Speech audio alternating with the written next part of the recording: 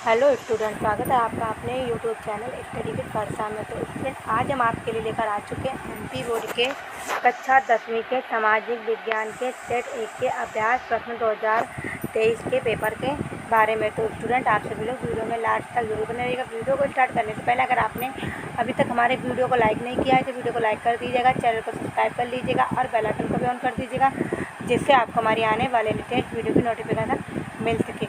Student, अगर आप bell icon नहीं ऑन करेंगे तो आपको हमारी आने वाले लेटेस्ट वीडियो की नोटिफिकेशन नहीं मिल पाएगी, तो आप हमारी वीडियो देखने से वंचित भी रह सकते हैं।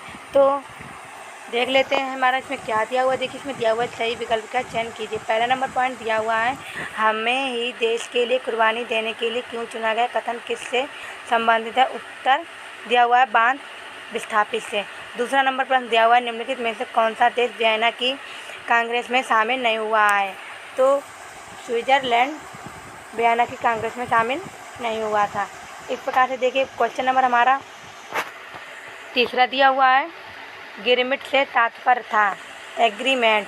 चौथा नंबर प्रश्न दिया हुआ है, श्रीलंका की राजधानी है, हमारा श्रीलंका की राजधानी हो गई कोलंबो। पाँचवा दिया हुआ है, लोकतंत्र के मूल्यांकन के लिहाज से इनमें से कोई एक चीज़ लोकतांत्रिक व्यवस्थाओं के अनुरूप उसे चुने।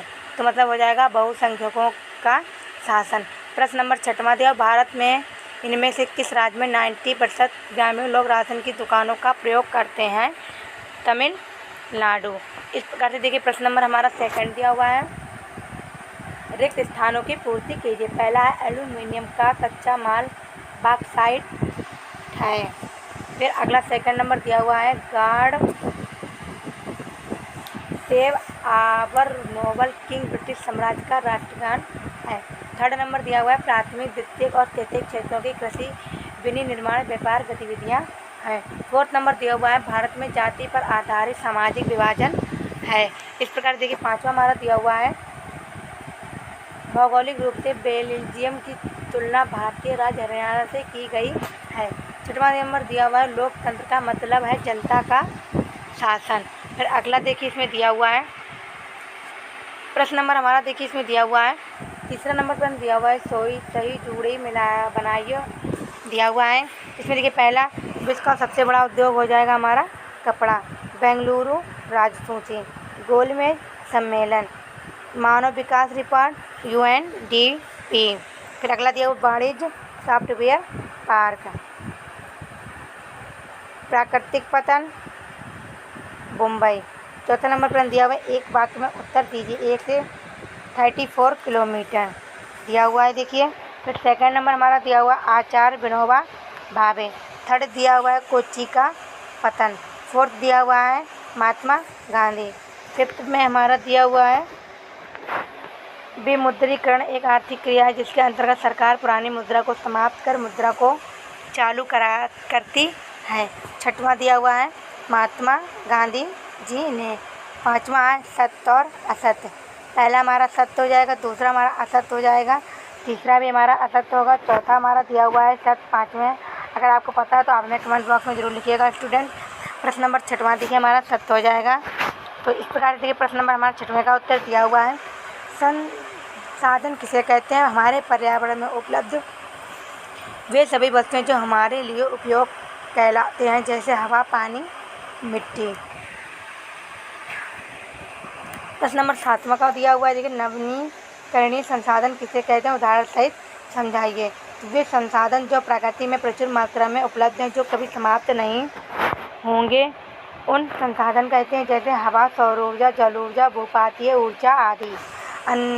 अनवीकरणीय संसाधन किसे कहते हैं, उदाहरण सहित समझाइए।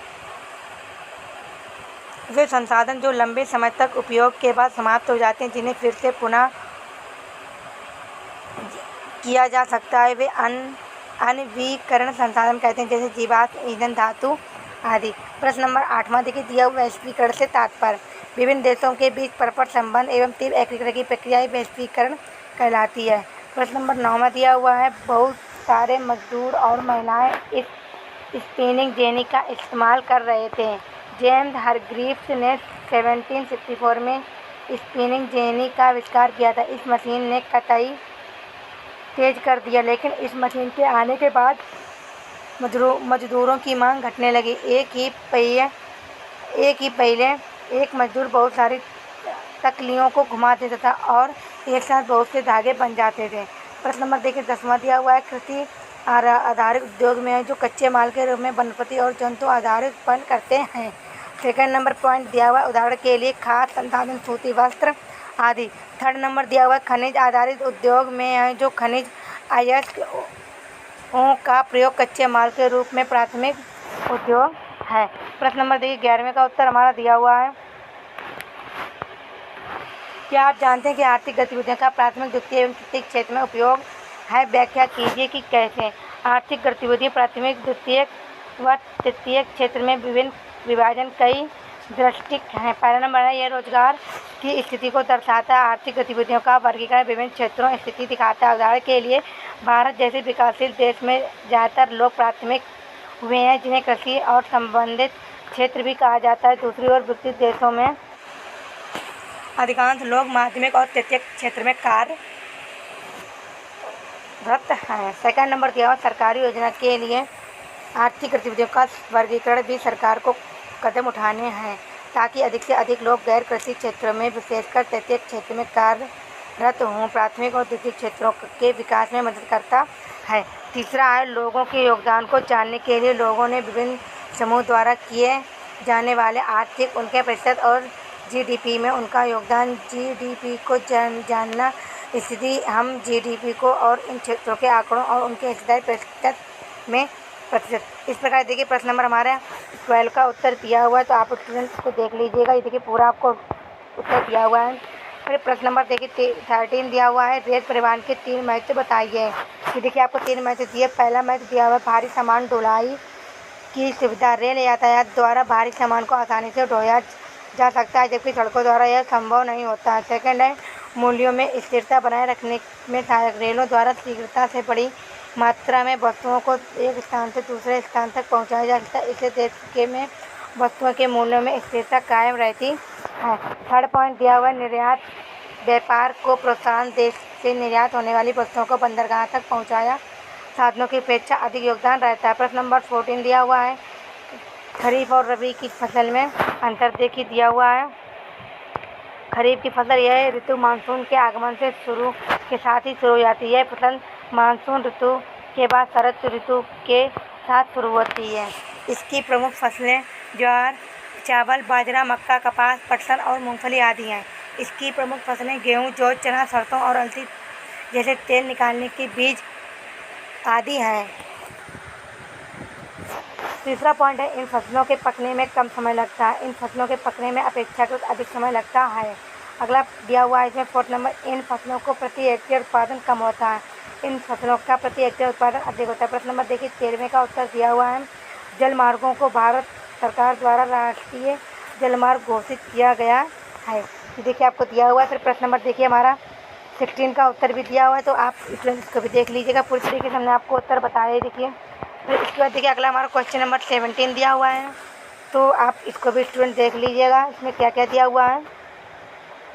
फिर देखिए ये अगला हमारा क्वेश्चन नंबर इसमें 18 दिया हुआ है, भारत में वन संरक्षण के कोई तीन उपाय लिखिए। इसमें देखिए दिया हुआ है,